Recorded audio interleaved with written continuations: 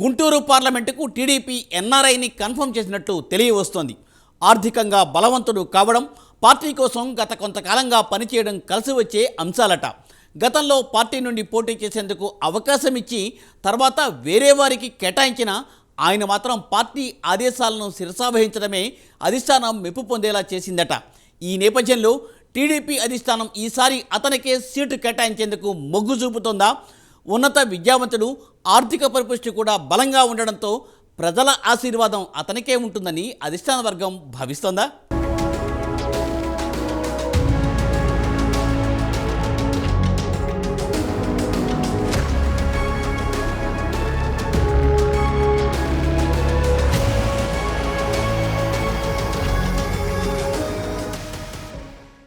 ఉమ్మడి తెలుగు రాష్ట్రాలలో గుంటూరు ప్రాంతానికి విశిష్ట స్థానం ఉంది. తెలుగు భాష తెలిసిన ప్రతి ఒక్కరికి గుంటూరు గురించి ప్రత్యేకంగా చెప్పనవసరం లేదు. ఏ పార్టీ అధికారంలోకి రావాలన్న మార్పు ఈ ప్రాంతం నుంచే ప్రారంభమవుతోంది. రాజకీయంగా చైతన్యవంతమైన ఓటరు ఉన్న ప్రాంతం కావడంతో ఇక్కడ రాజకీయాలు చేయడమంతా ఆషామాషీ కాదు. మరీ ముఖ్యంగా గుంటూరు పార్లమెంటు పరిధిలో ఉన్న ఓటర్ నాడి పట్టుకోవడం పార్టీలకు తలకు మించిన భారమే.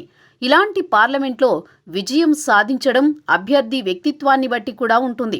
2014-2019 ఎన్నికల్లో ఎంపీ అభ్యర్థిగా గల్లా జయదేవ్ విజయం సాధించారు. అయితే తాను ఇక రాజకీయాలకు దూరంగా ఉంటానని ప్రకటించడంతో టీడీపీ కొత్త అభ్యర్థిని చూసుకోవాల్సిన పరిస్థితి. దీంతో అనేక మంది అభ్యర్థులు తెరపైకి వచ్చారు.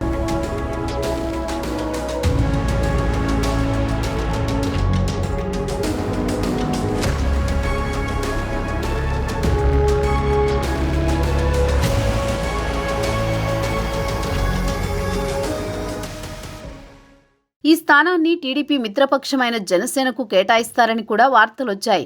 టీడీపీ నుండి ఈసారి గల్లా జయదేవ్ను మించిన అభ్యర్థి కోసం గాలిస్తున్న సమయంలో ఒక్కసారిగా ఎన్ఆర్ఐ పెమ్మసాని చంద్రశేఖర్ పేరు తెరపైకి వచ్చింది.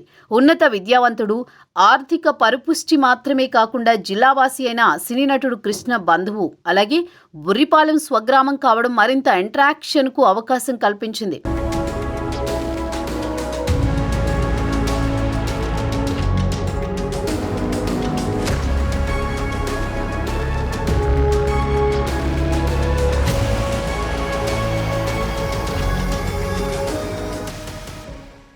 పెమ్మసాని చంద్రశేఖర్ గుంటూరు జిల్లా వాసి. మెడిసిన్ పూర్తి చేసి అమెరికా వెళ్లారు.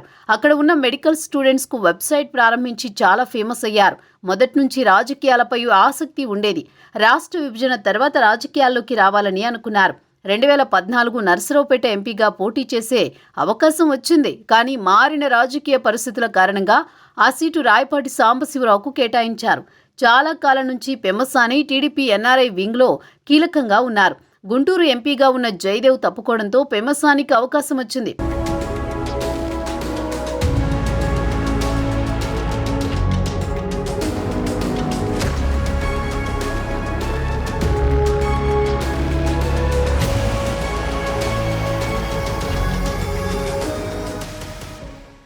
టీడీపీ ఎంపీ అభ్యర్థిగా పెమ్మసాని చంద్రశేఖర్ను అధికారికంగా ప్రకటించలేదు. అయితే అధిష్టానం ఆయనకే సీటు ఖాయం చేయనున్నట్లు సమాచారం. అధిష్టానం నుంచి స్పష్టమైన హామీ వచ్చిన తర్వాతే పెమ్మసాని ముందడుగు వేశారట. ఈ క్రమంలోనే గుంటూరు పార్లమెంటు పరిధిలోని అన్ని నియోజకవర్గాల్లో స్థానిక ఇన్ఛార్జీలతో కలిసి పరిచయ వేదిక కార్యక్రమాల్లో పాల్గొంటున్నారు పెమ్మసాని. గుంటూరు పార్లమెంటు పరిధిలో ఉన్న అన్ని వర్గాల ప్రజలతో మమేకమై తనని తాను పరిచయం చేసుకుంటున్నారు. అసోసియేషన్ సభ్యులను కలుస్తూ తనకు మద్దతుగా ఉండాలని కోరుతున్నారు.